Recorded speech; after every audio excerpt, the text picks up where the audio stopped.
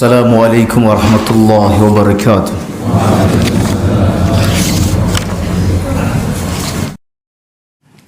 إن الحمد لله نحمده ونستعينه ونستغفره ونعوذ بالله من شرور أنفسنا ومن سيئات أعمالنا. من يهده الله فلا مضل له ومن يضلل فلا هادي له. أشهد أن لا إله إلا الله وحده لا شريك له وأشهد أن محمدا عبده ورسوله. قال الله تعالى: يا أيها الذين آمنوا اتقوا الله حق تقاته ولا تموتن إلا وأنتم مسلمون. يا أيها الذين آمنوا اتقوا الله وقولوا قولا سديدا يصلح لكم أعمالكم ويغفر لكم ذنوبكم ومن يطع الله ورسوله فقد فاز فوزا عظيما. أما بعد، الحمد لله على نعمته تتم الصالحات. Kaum muslimin, salah seorang sahabat yang bernama Jabir bin Sulaim datang kepada Nabi sallallahu alaihi wasallam dan berkata, "Ya Rasulullah, ausini, berikan aku wasiat atau nasihat." Dan ini merupakan salah satu dari kebiasaan para sahabat, adalah mereka sering meminta nasihat kepada Nabi sallallahu alaihi wasallam. Dan di saat Rasulullah meninggal, mereka datang meminta nasihat kepada orang-orang yang alim, yang dianggap alim dari kalangan mereka. Lalu Nabi sallallahu alaihi wasallam menjawab, "Alaika bitaqwallah." Hendaklah engkau bertakwa kepada Allah. Ini yang biasa diwasiatkan oleh Nabi kepada siapapun yang meminta nasihat, dengan mendahulukan nasihat bertakwa kepada Allah. Ini adalah kata ringkas tapi padat makna. Wala tahqiranna minal ma'rufi syai'an. Dan jangan sekali-kali pernah menganggap enteng atau menganggap kecil sebuah kebaikan. Jangan memandang rendah kebaikan sekecil apapun bentuknya. Walau an tafrugha min dalwika fi ina'il mustasqi. Sekalipun engkau menuangkan air dari timbamu ke bejana saudaramu yang membutuhkan air. Jadi sekalipun engkau menuangkan air dari bejanamu, dari timbamu ke bejana orang yang membutuhkan air. Walau an tukallima akhaka wajhuka ilaihi mumbasitun. Dan sekalipun engkau berbicara kepada saudaramu dengan wajah yang penuh berseri, ya, itu juga bagian daripada perkara ma'ruf, yaitu kita berjumpa dan berbicara kepada saudara kita dan menunjukkan wajah yang membasit, yang ceria. Wa iyyaka wa isbalal idhar. Dan jauhi perbuatan melewatkan pakaian dari mata kaki. Fa innahu minal makhilah. Karena perbuatan tersebut adalah bagian daripada kesombongan.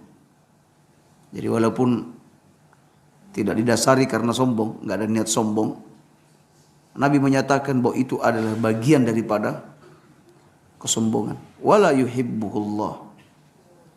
Dan tidak dicintai oleh Allah Subhanahu wa taala.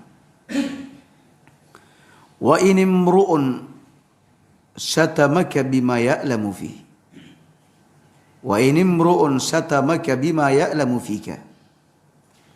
Apabila ada seseorang mencelamu dengan sesuatu yang memang ada pada dirimu, mencela, menjatuhkan kehormatanmu dengan sesuatu yang memang ada pada dirimu, fala tastumhu bima ta'lamu fihi, maka jangan sekali-kali membalasnya sekalipun engkau mengetahui juga ada aib yang ada pada dirinya.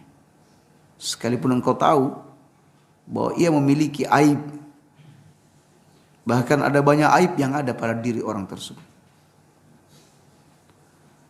Kenapa Anda tidak boleh membalasnya? Fa inna ajrahu lak, karena pahalanya itu akan kembali untukmu.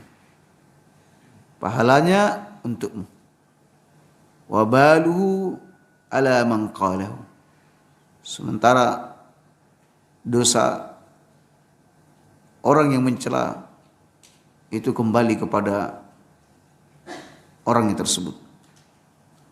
Kaum muslimin, hadis ini adalah sebagai pembuka untuk kajian kita bahwa kita tidak boleh mengentengkan sekecil apapun kebaikan tersebut. Apalagi datang ke majelis ilmu. Datang ke majelis ilmu ini kaum muslimin urusannya besar. Dengan ilmu itulah akan mempermudah jalan kita menuju ke surga. Karena ada banyak persoalan-persoalan dari urusan agama ini yang mesti kita ketahui. Ada banyak persoalan-persoalan agama kita ini yang masih kita samar padanya. Baik dalam urusan tauhid, dalam urusan ibadah, begitu juga dalam urusan muamalah. Kaum muslimin, dan pada sejatinya menuntut ilmu itu adalah datang ke majelis sebagaimana yang dilakukan oleh para salaf kita. Tidak hanya sekedar membaca buku atau hanya sekedar mendengar dari orang lain, tetapi datanglah di majelis. Oleh karena itu Nabi SAW bersabda bahwasanya ilmu ini akan dicabut di suatu waktu nanti.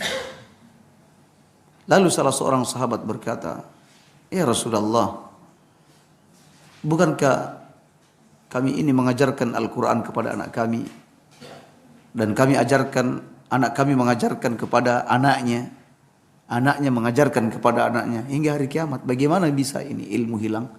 Bagaimana bisa Al-Quran ini bisa hilang?" Lalu Nabi SAW bersabda, "Tidakkah engkau memperhatikan orang-orang Yahudi dan Nasara, di mana Taurat dan Injil ada di tengah-tengah mereka, tetapi mereka berjalan tidak sesuai dengan aturan Allah, di mana mereka tidak mengamalkan apa yang ada di dalam kitab mereka." Ya. Jadi tidakkah engkau memperhatikan orang-orang Yahudi dan Nasara, di tengah-tengah mereka ada Injil dan ada Taurat, tetapi mereka tidak mengamalkan apa yang ada di dalam kitab-kitab mereka. Artinya kaum muslimin, bahwa tujuan daripada ilmu yang kita tuntut ini tidak lain adalah untuk diamalkan.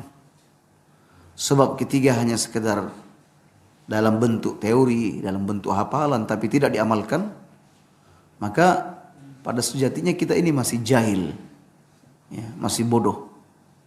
Ya, sehingga hilangnya ilmu adalah ketika seseorang hanya mengetahui ilmu tersebut, tapi tidak diamalkan. Nah, itulah yang dimaksudkan oleh Nabi SAW. Baik, mari kita mengkaji beberapa persoalan-persoalan penting dalam urusan akidah. Qala al-muallif rahimahullah, Imam Al-Barbahari wa'lam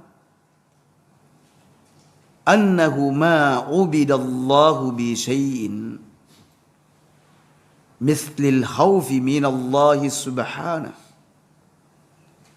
wa tariqil khawfi wal huzni wasyafaqati wal haya'i minallahi tabarak wa ta'ala.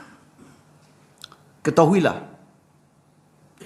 bahwa tidak ada jalan atau bentuk peribadatan kepada Allah yang sebanding, yang semisal dengan peribadatan kepada Allah melalui jalan rasa takut, yakni takut kepada Allah, yaitu rasa takut yang dibarengi dengan kesedihan, kekhawatiran, dan rasa malu kepada Allah Subhanahu wa ta'ala.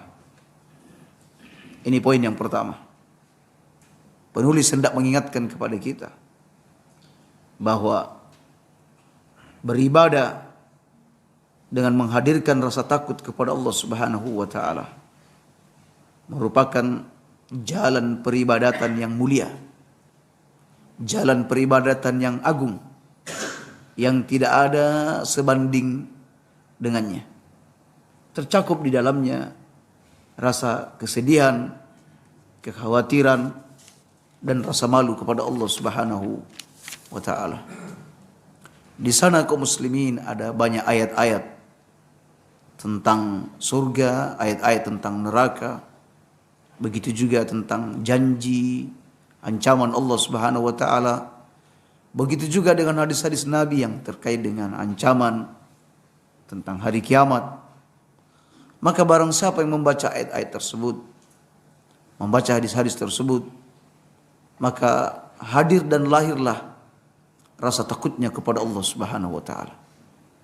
Semisal ketika Allah Subhanahu wa ta'ala berfirman, ya ayyuhalladzina amanu qu anfusakum wa ahlikum nar. Wahai orang-orang yang beriman, pelihara dirimu dan keluargamu dari api neraka. Wa quduhan nasu wal hijarah 'alaiha malaikatun ghiladun shidad la ya'suna Allah ma amarahum wa yaf'aluna ma yu'marun. Di mana bahan bakar dari api neraka tersebut adalah manusia dan batu. Manusia dan batu. Nah, ketika misalnya kita mendengar ayat seperti ini kaum muslimin, mestinya hadir rasa takut kita, kekhawatiran kita. Kalau kita ini termasuk dari bagian dari bahan bakar api neraka. Begitu juga dengan anak istri kita. Dengan adanya hal tersebut, maka kita segera memperbaiki kondisi kita karena adanya rasa takut kita. Nabi SAW bersabda, "Lau ta'lamuna ma a'lamu." Sekiranya kalian mengetahui apa yang aku ketahui, la dhahiktum qalilan wa la bakaitum katsira. Niscaya kalian akan sedikit tertawanya dan akan lebih banyak menangisnya. Kalau kalian mengetahui apa yang aku ketahui. Itu semua karena rasa takut yang datang pada diri seseorang. Baik kaum muslimin, di sini kita membincangkan tentang rasa takut. Ibadah itu kaum muslimin terkonsentrasi pada 3 hal. Yaitu al-khauf, rasa takut. Kemudian ar-raja, itu pengharapan. Dan yang ketiga adalah al-mahabbah, rasa cinta. Ibadah itu tidak bisa dikatakan sebagai ibadah kecuali terpenuhi 3 hal. Yaitu al-khauf, takut kepada Allah Subhanahu wa ta'ala. Ar-raja, mengharap rahmat Allah Subhanahu wa ta'ala. Wal mahabbah, dan mencintai Allah Subhanahu wa ta'ala. Ibnul Qayyim dalam kitab beliau yang amat berharga, yaitu Madarijus Shalikin. Beliau mengumpamakan perjalanan menuju kepada Allah Subhanahu wa taala diumpamakan seperti seekor burung, di mana cinta merupakan kepalanya. Ya, cinta merupakan kepalanya burung. Sedangkan khauf dan raja, rasa takut dan berharap adalah merupakan dua buah sayapnya. Ibarat dua sayapnya. Selagi kepala dan dua sayap burung ini normal, maka burung tersebut akan terbang dengan baik. Apabila kepalanya terputus, maka sudah barang tentu burung itu mati dan seseorang tidak akan bisa berjalan menuju Tuhannya. Dan jika kedua sayapnya tidak ada, maka ia sama sekali tidak bisa berbuat apa-apa dan tidak bisa menghadapi masalah-masalah yang besar. Alias bahwa Ibnu Qayyim mengumpamakan tiga perkara ini adalah organ penting untuk sampainya seseorang kepada Tuhannya. Ya, beliau mengibaratkan dengan burung. Cinta itu ada pada posisi kepala. Ya, alias ketika kepala tidak ada, maka kemana seseorang akan berjalan? Ya, bahkan ia tidak akan berjalan disebabkan jiwanya telah mati. Begitu juga kaum muslimin. Ketika sayapnya tidak sehat, sakit misalnya, maka sekalipun ada kehidupan, tetapi ia juga tidak bisa berjalan menuju pada Tuhannya. Dan perumpamaan ini adalah perumpamaan yang bagus. Kaum muslimin beribadah hanya dengan menghadirkan rasa takut, tanpa ada ar-raja. Ya.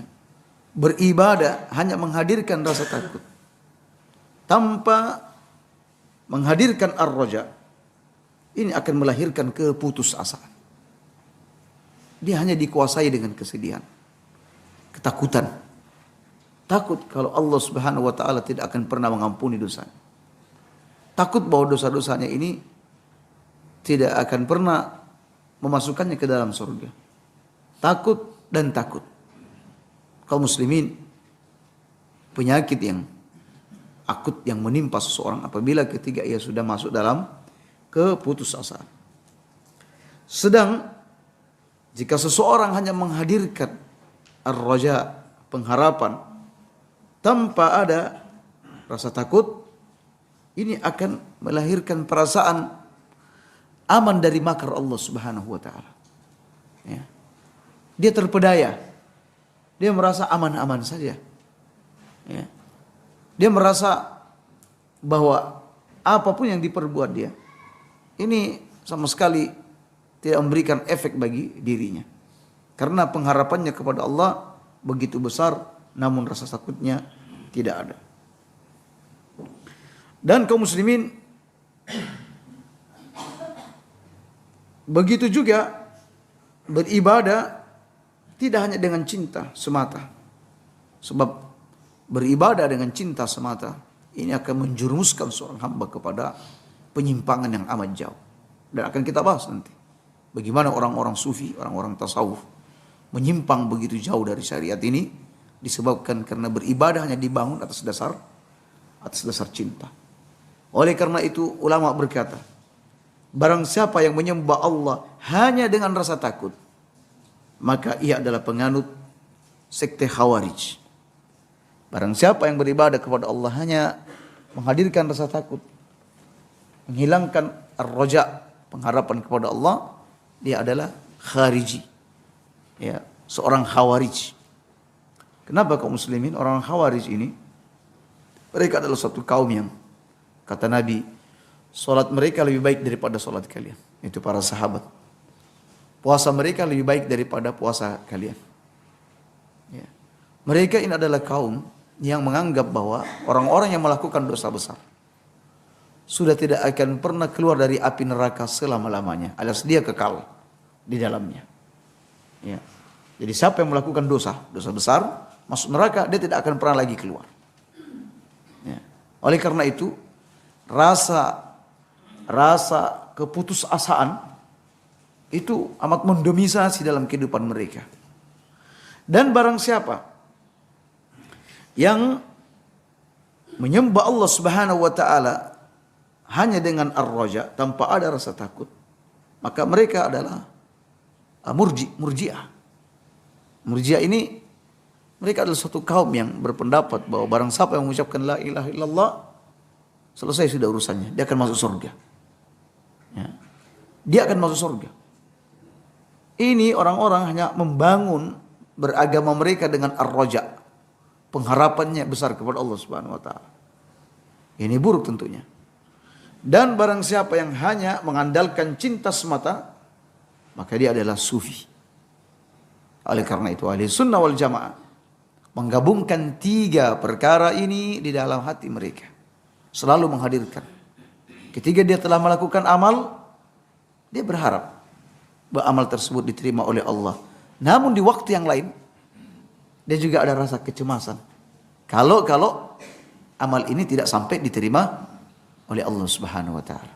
Sekalipun dia telah berdoa, dia minta agar doa itu juga dikabulkan. Sekalipun dia sudah melakukan amal soleh, dia minta agar amal soleh juga tersebut amal soleh tersebut dikabulkan oleh Allah Subhanahu wa taala. Itu pengharapan. Kadang dia menangis ketika sedang mengingat dosa-dosa dia. Menangis karena takut akan azab Allah Subhanahu wa taala. Menangis takut akan siksa Allah Subhanahu wa taala. Baik kaum muslimin. Lalu mana yang lebih harus dikedepankan? Apakah? Baiklah, kita hadirkan semuanya. Kita hadirkan semua 3 hal tersebut. Al-mahabbah, ar-raja, wal khauf. Lalu mana yang lebih perlu dikedepankan? Ya, dari 3 ini. Sebagian ulama salaf mengatakan, hendaklah orang ketiga dalam posisi sehat, lagi dalam kondisi normal, tidak sakit, hendaklah ia lebih suka memperhatikan kesehatan sayap khaufnya daripada sayap roja. Ya. Jadi ketiga orang dalam kondisi normal, dalam kondisi sehat, maka dia harus lebih memperhatikan sayap al-khaufnya daripada ar-rojanya. Namun ketika ia ada dalam kondisi sakit, maka mereka para salaf lebih memperhatikan dan memprioritaskan sayap ar-roja. Jadi kalau lagi sehat al-khauf, ya. Kalau lagi kondisi sakit adalah ar-roja. Ya. Abu Sulaiman dan lainnya berkata, sepatutnya rasa takut lebih dominan di hati, karena jika rasa harap yang lebih mendominasi, maka rusaklah dia. Ya, jadi sepatutnya rasa khaufnya yang lebih didominasikan, lebih dominankan. Ya. Takut jika kita misalnya meninggalkan sholat berjamaah, maka kita kehilangan pahala 27 derajat. Takut kalau sekiranya kita tidak berbakti kepada kedua orang tua atau memutus hubungan tali silaturahim, ya, Allah akan menyegerakan azabnya. Takut apabila kita takut dan terus takut. Ya. Bukan berarti menghilangkan roja, cuma kita berkata semuanya ini ada, tetapi kita lebih mengunggulkan, lebih memperhatikan sayap yang al-khaufnya ini daripada ar-rojanya. Nah, tapi sebaliknya, ketika kita ada dalam kondisi yang sudah sakit, ya, maka ar-rojanya ini lebih diunggulkan. Ya, pernah salah seorang sahabat datang mengunjungi sahabatnya yang kondisinya sakit. Katanya, bagaimana kondisimu? Katanya, sekarang saya tidak nyaman. Ya, terus apa yang kau rasakan sekarang? Katanya saya merasakan, saya amat mengharapkan rahmat Allah Subhanahu wa taala dan pengampunan Allah Subhanahu wa taala. Lalu sahabat ini berkata, bergembiralah karena sungguhnya tidak ada seseorang yang dalam kondisi-kondisi seperti ini dia ada dalam rasa takut akan dosa-dosanya, namun di sisi yang lain dia juga ar-raja, berharap pada pengampunan Allah, melainkan Allah Subhanahu wa taala akan memenuhi apa yang menjadi harapan dia. Ya, Allah akan memenuhi apa yang menjadi harapan dia. Ya, baik. Kemudian ada juga di antara ulama yang mengatakan bahwa sikap yang paling sempurna adalah menyeimbangkan antara al-khauf dan ar-raja. Baik kaum muslimin. Tapi tentu al-khauf ini, adanya rasa takut dalam jiwa kita ini kaitannya dengan ilmu. Ya, ada sangkut pautnya dengan ilmu. Sebab kadar takut seseorang, besar tidaknya, besar kecilnya, berat ringannya, itu semua disebabkan karena ilmu dan pengetahuan yang dimiliki oleh seseorang. Semakin banyak ilmu yang dimiliki oleh seseorang, maka akan semakin banyak informasi-informasi dari Al-Quran dan Sunnah yang ia ketahui. Dia tahu informasi-informasi tentang apa yang dibenci oleh Allah dan apa yang disukai oleh Allah Subhanahu wa taala. Dengan ketidakadaan ilmu kaum muslimin, orang tidak akan mengerti mana perbuatan yang dibenci oleh Allah, mana yang diridhoi oleh Allah, tidak mengerti. Oleh karena itu, kenapa disebutkan dalam Al-Quran, innama yakhshallahu min ibadihi, innama yakhshallaha min ibadihi ulama. Sesungguhnya yang hanya takut kepada Allah adalah para ulama. Ada perbedaan antara khauf dengan khasyah. Kalau khauf itu diibaratkan khauf itu, misalnya ada gempa misalnya atau banjir bandang. Khauf itu akan membuat orang akan berlari untuk mencari selamat. Panik, dia lari. Lari kemana saja, yang penting dia selamat. Itu al-khauf. Kalau khasyah adalah seseorang dia tidak dalam kondisi panik, ya, tetapi memikirkan bagaimana jalan yang paling baik, ya, paling jitu untuk bisa menyelamatkan diri dari musibah ini. Ya, dia pikirkan itu. Nah, ini kaum muslimin ada pada ulama. Khasyah, innama yakhshallaha min ibadihi ulama. Hanya para ulama. Ya. Jadi khasyah ini tingkatannya di atas al-khauf. Ya. Jadi kita memperoleh banyak informasi-informasi tentang apa yang disukai dan yang tidak disukai oleh Allah Subhanahu wa taala, itu hanya melalui ilmu. Nah, dengan ilmu itu kaum muslimin ini bisa mengasah rasa khauf kita kepada Allah Subhanahu wa taala. Jadi semakin tinggi ilmu, semakin rasa khaufnya semakin tinggi. Tetapi ketika ia tidak ada ilmu atau tipis ilmu, maka rasa khaufnya juga akan menipis. Kaum muslimin, manusia itu dianggap ada berjalan di atas jalan kebenaran. Ya, patokannya bahwa manusia itu berada pada jalan kebenaran jika rasa takut itu masih ada di dalam hatinya. Tapi jika khauf itu sudah hilang dari hatinya, maka mereka pasti akan tersesat dari jalan kebenaran. Pasti kaum muslimin. Karena apalagi yang ngerem dia dari melakukan perbuatan buruk kalau sudah tidak ada lagi rasa takutnya kepada Allah. Makanya di sini pengarang mengatakan bahwa tercakup di dalam rasa takut itu adalah rasa malu kepada Allah Subhanahu wa taala. Al-haya'u minal iman. Malu itu bagian daripada iman. Ya. Inna mimma adrakan nasu min kalamin nubuwah. Di antara ucapan-ucapan kenabian yang selalu terus diwarisi oleh manusia. Idza lam tastahi fasna' ma syi'ta. Kalau Anda tidak malu, maka lakukan apa yang engkau sukai. alias cermati dengan baik. Ini amalan sesuai syariat atau tidak? Kalau sesuai syariat maka lakukan. Itu menurut penafsiran yang pertama. Adapun penafsiran yang kedua, bahwa seseorang jika sudah tidak memiliki rasa malu, terputus urat malunya, maka dia akan berbuat sesuka dia. Karena apa? Rasa takutnya kepada Allah, rasa malunya kepada Allah Subhanahu wa taala telah hilang dari dirinya. Kaum muslimin.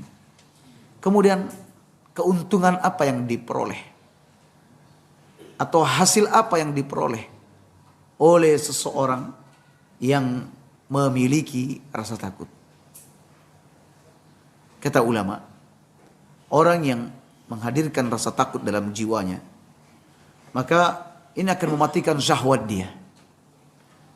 Akan mematikan syahwat dia. Syahwat itu kaum muslimin luas pemaknaannya. Ada syahwat perut, ada syahwat kemaluan, dan ada syahwat kekuasaan. Ada syahwat pujian dan sanjungan. Ya. Orang kalau memiliki rasa takut, maka syahwat-syahwat seperti ini akan mati. Seseorang yang terlalu gila-gila dengan jabatan, tergila-gila dengan jawaban kaum muslimin. Ya. Maka dengan adanya rasa takut seperti ini, takut. Ya. Takut. Semisal dalam hadis disebutkan, tidaklah seorang diangkat menjadi seorang pemimpin, lalu kemudian dia berkhianat kepada rakyatnya, lalu mati dalam kondisi berkhianat, maka Allah Subhanahu wa taala akan mengharamkan surga untuknya. Misalnya. Maka ketika dia melihat jabatan dan melihat hadis-hadis seperti ini, hilang seleranya. Hilang seleranya untuk meraih jabatan tertentu yang ia amat menginginkannya. Begitu juga tentang syahwat perut, begitu juga dengan syahwat kemaluan dan lain sebagainya. Jadi kaum muslimin, rasa takut ini akan menghilangkan atau mematikan syahwat. Juga menghancurkan kelezatan, sehingga kemaksiatan yang ia cintai akan menjadi sesuatu yang paling dia benci. Ya. Jadi kalau ada orang yang masih mencintai maksiat, masih terus menerus ada dalam kemaksiatannya kaum muslimin, gemar melakukan dosa-dosa besar, ketahuilah bahwa al-khauf dalam dirinya itu sedang tumbuh subur. Khauf, rasa takutnya benar-benar tipis, sehingga ia tidak meninggalkan kemaksiatan-kemaksiatan yang diperbuat.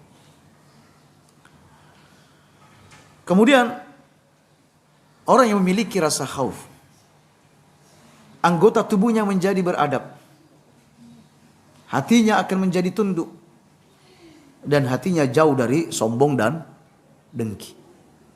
Ya, jadi penyakit-penyakit hati yang ada menguasai jiwanya itu juga akan bersih.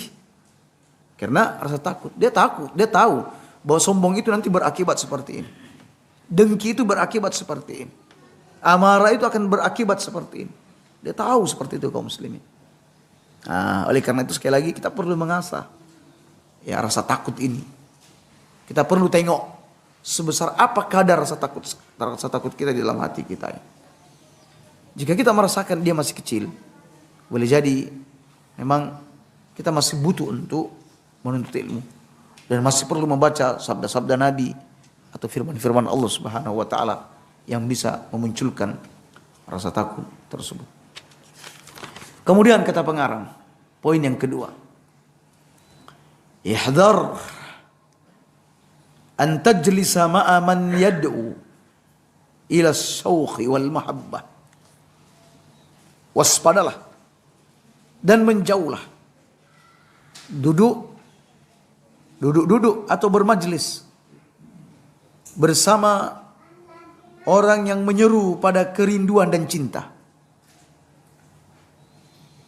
Wa man yakhlu ma'an nisa, juga orang yang menyeru, mengajak untuk bersepi-sepi dengan wanita.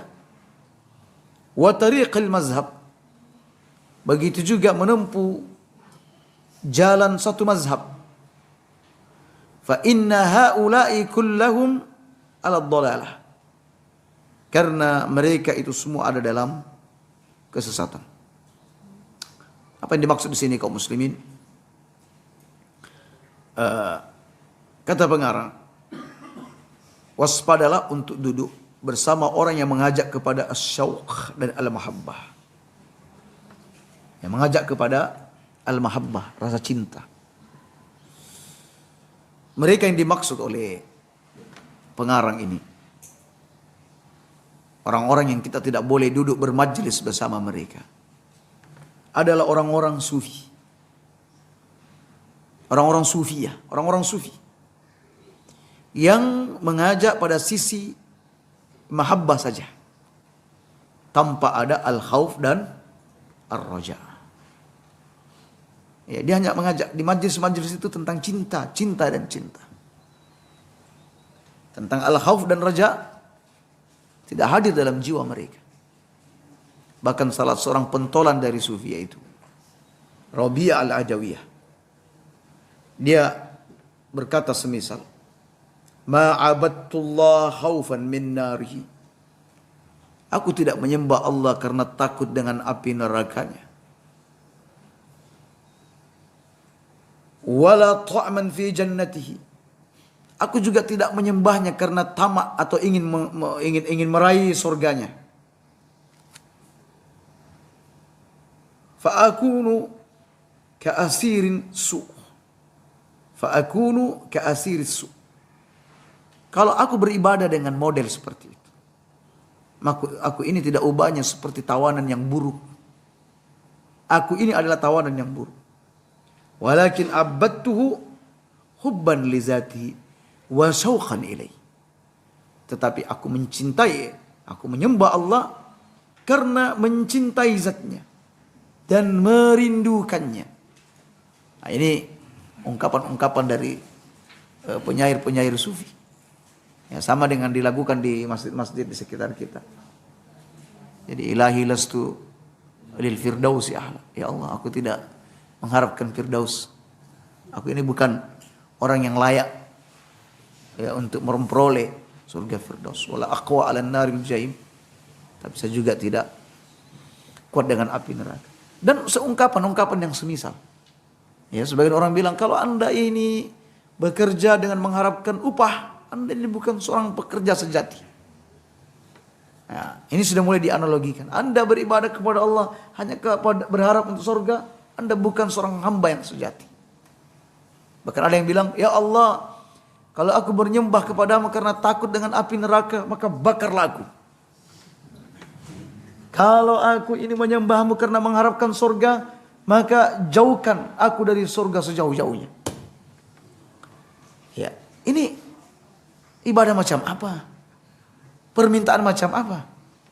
Sementara Nabi, ya Nabi-Nabi terdahulu, bahkan Rasulullah SAW, dan juga orang yang memiliki level kewalian yang tinggi, dari sahabat Abu Bakar As-Siddiq, Umar bin Khattab, mereka tidak pernah mengucapkan kalimat-kalimat seperti ini. Tidak ada. Mereka berharap dimasukkan ke dalam surga dan berlindung dimasukkan dari api neraka. Orang-orang sufi seperti itu, orang-orang tasawuf. Ya. Mereka yang mengajak kepada as-sauq wal mahabbah ini justru akan semakin menjauhkan mereka dari syariat. Karena mereka juga sudah punya prinsip bahwa tinggalkanlah beragama seperti itu. Itu hanyalah kulit dari agama. Sementara kami yang sudah tenggelam dalam cinta Allah Subhanahu wa taala, ini adalah isi dan bukan kulitnya lagi. Makanya mereka mengenal istilah, ada namanya hakikat, ada ma'rifat, ya, dan tingkatan-tingkatan lainnya dalam mengenal Allah Subhanahu wa ta'ala. Kaum muslimin, cinta itu, kata orang-orang sufi, cinta itu adalah kecondongan kepada sesuatu dengan seluruh jiwa karena rasa suka kepadanya, dan mendahulukannya atas jiwa dan harta, dan tidak menyelisihinya hingga berkesendirian ataupun saat terang-terangan. Dia mengetahui akan kekurangannya dalam mencintai yang dicintai. Ya. Jadi kaum muslimin, definisi ini benar. Betul, tetapi aplikasinya kadang salah. Dalam mencintai. Mencintai tetapi tidak sesuai dengan aturan-aturan Allah, maka ini tidak mencintai. Makanya kata dalam Al-Quran, Qul in kuntum tuhibbunallah fattabi'uni. Kalau kalian betul-betul mencintai Allah, ittiba' kepadaku. Yuhibbukumullah. Maka Allah pasti akan mencintai kalian. Betapa banyak orang yang mengaku cinta, tetapi cinta-cinta tersebut tidak pernah tersambut. Makanya dalam pepatah mengatakan, alangkah banyaknya yang mengaku sebagai kekasih Laila, tetapi Laila hanya memiliki satu kekasih. Banyak orang yang mengaku mencintai Allah Subhanahu wa taala, tetapi kaum muslimin, cinta itu jauh. Karena apa? Mereka tidak mencintai sebagaimana mestinya. Mereka orang-orang sufi berkata, tinggalkan menuntut ilmu. Menuntut ilmu itu akan menyibukkan engkau dari zikrullah. Ya, tinggalkan. Dia akan menyibukkanmu dari beribadah. Bagus engkau pergi ke masjid, duduk, lalu berzikir la ilaha illallah, la ilaha illallah, subhanallah, subhanallah, subhanallah. Nah, itu kata mereka. Makanya hanya karena modal cinta ini kaum muslimin, tanpa modal ilmu, maka banyak penyimpangan-penyimpangan yang dilakukan oleh orang-orang sufi. Ada di antara mereka yang tidak mau sama sekali makan daging, makan ayam, enggak mau. Katanya misalnya, kasihan, ini adalah hamba Allah. Apa ini? Cara beragama macam apa ini? Ada di antara mereka yang asik berasik-asik untuk menatap wanita yang bukan mahram. Kenapa Anda melakukan itu? Ini adalah memandang salah satu ayat dari ayat Allah. Menyaksikan salah satu tanda dari tanda kebesaran Allah di muka bumi ini. Ya, bahkan tidak jarang mereka membawa hadis-hadis palsu untuk membenarkan perbuatannya. Katanya barang siapa yang memandang wajah yang cantik itu adalah ibadah. Memandang wajah yang cantik adalah ibadah. Makanya di sini sangkut pautkan dengan wanita. Sampai kata pengarang, wa may yakhlu ma'an nisa. Dan yang mengajak, ya, yang mengajak untuk bersepi-sepi dengan wanita. Kita sering mendengarkan. Ada tarekat-tarekat tertentu berzikir sampai tidak sadar. Di saat mereka sudah bangun, sudah bercampur baur. Yang jamaah wanita sudah ada di depan, jamaah laki-laki ada di belakang. Ada yang di kanan, ada di kiri. Ini sekali lagi, beribadah macam apa yang mereka harapkan dari seperti ini. Padahal Nabi SAW bersabda, tidaklah seorang laki-laki bersepi-sepian dengan seorang wanita, melainkan salisuhum asyaitan. Yang ketiganya adalah syaitan. Jelas sekali. Lihatlah para guru-guru sufi, orang-orang tarekat akan mengulurkan tangannya kepada jamaah-jamaah, kepada murid-murid. Ya kan ada namanya mursid, ada juga namanya murid. Nanti murid naik level dapat ijazah. Ya. Dapat ijazah dan pembicaraan mereka sebesar itu. Ada ribat, ada upaya-upaya untuk bisa mencapai tingkatan atau makam-makam tertentu. Ya. Ada di antara mereka yang minum khamar. Woi, kok wali Allah minum khamar? Saya membuangnya ke dalam lautan. Ya, kalian hanya melihat sesuai kasat mata kalian, tapi pada kenyataannya tidak seperti ini. Iya. Ada orang ini sudah hilang akal, gendeng istilahnya kalau orang Jawa, keliling-keliling, hampir tidak pakai celana. Itu dicium-cium tangannya.